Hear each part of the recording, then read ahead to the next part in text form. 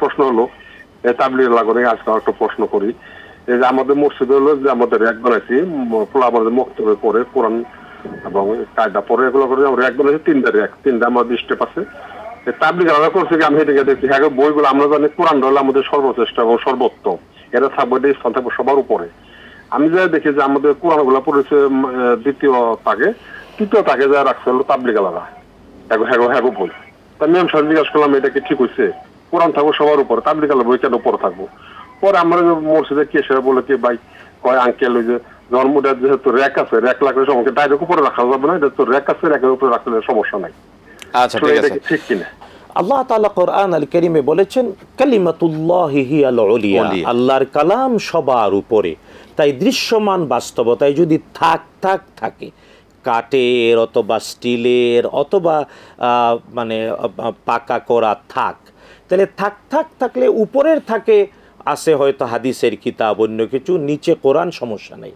মূল কথা হলো একই সাথে একটার উপর আরেকটা করে রাখা আছে, তাহলে সবার উপরে থাকবে আল কোরআন।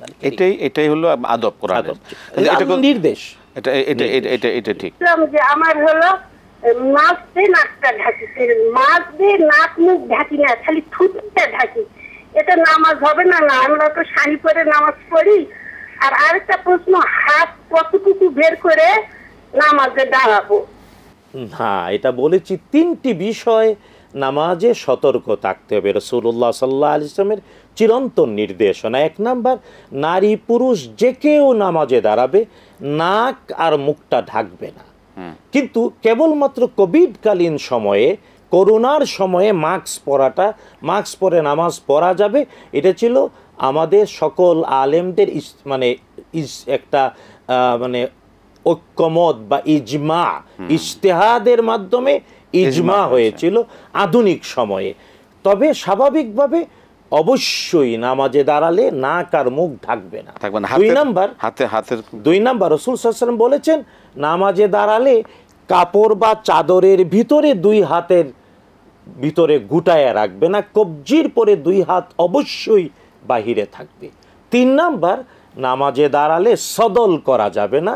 সদল মানে যে ওই যে কুট, 2 হাতওয়ালা আস্তিনওয়ালা কুট, ও আস্তিনের ভিতরে হাত না ঢুকায়া, কুটের হাতের ভিতরে, হাতলের ভিতরে হাত না ঢুকায়া শুধু কুটটা গায়ে দেওয়া আর হাতগুলো ঝুলে থাকে, এটাকে বলে সদল। এটা নিষেধ। হাত পায়ের নখ কোথায় ফেলাবো? মাটির নিচে ফালাবো কোথায়? মাটির নিচে জি হ্যাঁ, আমরা নখগুলো কোথায় ফেলবো? মাটির পাতিলে দিয়ে তায়াম্মুমে ওযু করা যাবে? মাটির নিচেই সব সময় হাত পায়ের নখ দিতে হবে, ব্যাপারটা এমন না। মূল ব্যাপারটা হলো যে নখ, চুল এগুলা অনেক বেশি জীবাণু পরিব্রাজক, তাই এগুলাকে জীবাণু ছড়াতে না পারে এমন জায়গায় রাখা। বাংলাদেশে তো ঢাকা শহরে যারা থাকি বা বাংলাদেশের বিভিন্ন শহরে পৌরসভায় বা সিটি কর্পোরেশনগুলোতে নির্দিষ্ট ময়লা ফালানোর জায়গা আছে, ডাস্টবিন আছে, আর ডাস্টবিনগুলো পরিষ্কার করার জন্য নির্দিষ্ট কর্তৃপক্ষ রয়েছে।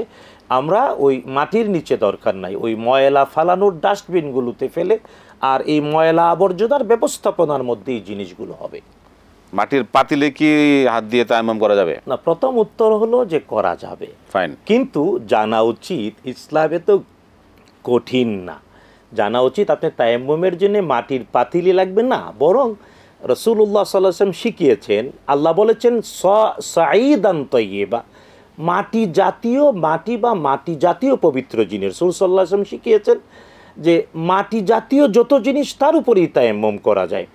আর আমরা যারা ঢাকায় থাকি, আমাদের যে কোনো পাত্রের উপরে, টেবিল, দরজা, ওয়ালের মধ্যে ডাস্ট থাকে, ডাস্ট, যেখানেই বাতাস ঢুকে সেখানেই বালিকণা, ধুলোবালিকণা। পবিত্র আর ন্যাচারালি ময়লা দৃশ্যমান না থাকলে এটাই পবিত্র, এর উপরে হাত মেরেই তায়াম্মুম করা যাবে। এটা তো একটা প্রতীকী অবস্থান আসলে।